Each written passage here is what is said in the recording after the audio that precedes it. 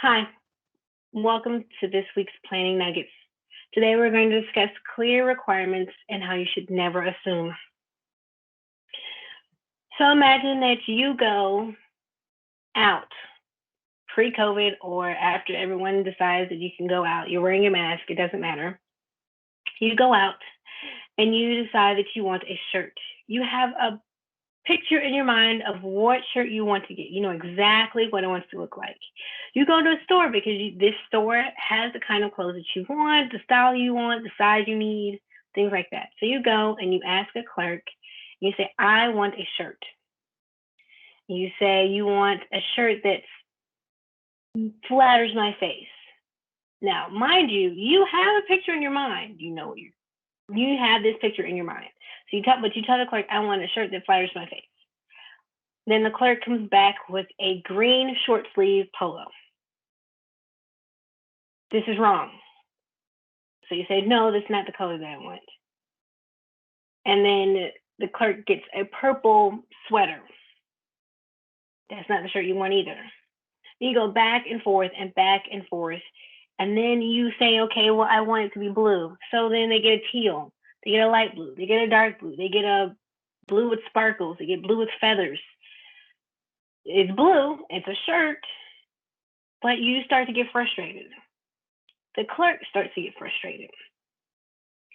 And the reason why everyone is frustrated is because you have a picture in your mind as a person who wants this item. And the person who's trying to help you, the clerk, has a picture in their mind. They know what's available. However, they can't seem to get you what you need. And the reason for that is the requirements weren't very clear. Now, when you went to this store, you've been to this store 100 times before. In fact, you also knew the clerk. You've seen that clerk before. You've said hi to the clerk. The clerk knows that you have a family and that you've been to this store for years and years and years. However, without some requirements, some baseline questions answered, the clerk can't help you, no matter how well that clerk knows you. And this is the basis of the planning nugget, because whether you're someone who's trying to get a shirt at a store and a clerk is supposed to help you, or you are someone who is trying to make a project successful because you have a goal in mind and you need a team of people to help you to accomplish this goal, it is always key to make sure that you have clear requirements. And those clear requirements are based on the 6 fundamental question words: who, what, when, why, where, and how. Now, this may seem like common sense, right?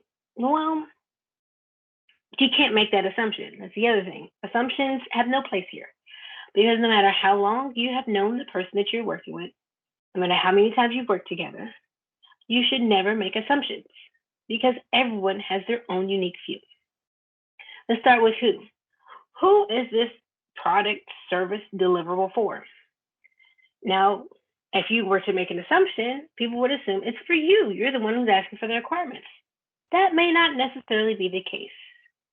This may be for a cousin, an uncle, a grandma, another business that you're trying to provide something for. So it's clear you need to find out who this product, service, endeavor is supposed to support. It could be one person. It could be 100 people. It could be 1,000 people. So it's good to find out who. What? What exactly is needed? If you have parameters such as color, size, scale, price, you need to get as specific as possible with the what. Make no assumptions. The person you're giving these requirements to is a blank slate. Remember that. When? People need to know when it's needed. Is it needed right now? Is it past due? Is it not needed for another 2 years? Knowing when can also help you understand how feasible it is, what the parameters, what the restrictions are going to be. When is key. Why? Why is it needed? You can't just, you could, but you should never just do something just because. There's never really a just because. There's some reason, maybe hard to describe, but understanding why would also help with those who are trying to help you to achieve and deliver those requirements. Why is it needed? Is it to support in something? Is it because something broke? Is it because you're trying to expand, trying to contract, trying to pivot? Understanding why is also very key. Where? Where is it needed? Is it needed here in this specific location? Is it needed for someone else in a different country? Is it something that's tangible, so it needs to be placed somewhere? Is it something intangible, so it needs to be placed in the cloud on your server here? It has to, where also is key, because that will also provide some restrictions, some parameters about how these can also be delivered. How? Sometimes how is the biggest restriction, because so you have regulations you have to deal with, and how you do something is regulated by law, by policy, by procedures, by the number of people that you have, the hours that you can work, the places you can work, the type of people that can do the work. So how will help you understand also how your requirements can get met. Now, the onus of making these requirements clear is on the person who is making the request.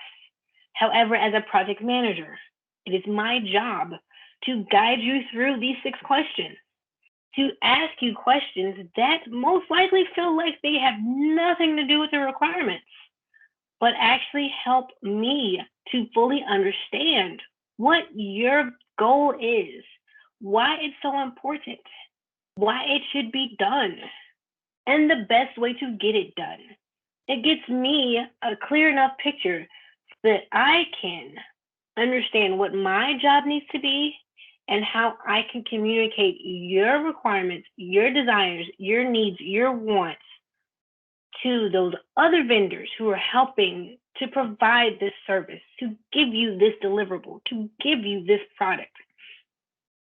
And that if it's not feasible, I understand that in the beginning, when I'm getting answers to these 6 questions as descriptive as possible, because if it's not feasible, you want to know now so we can develop a workaround or find out, do we need to scrap the whole thing? Or what parts do we scrap? Because without answers to enough detail for these requirements so that there are no assumptions, because assumptions cost you money.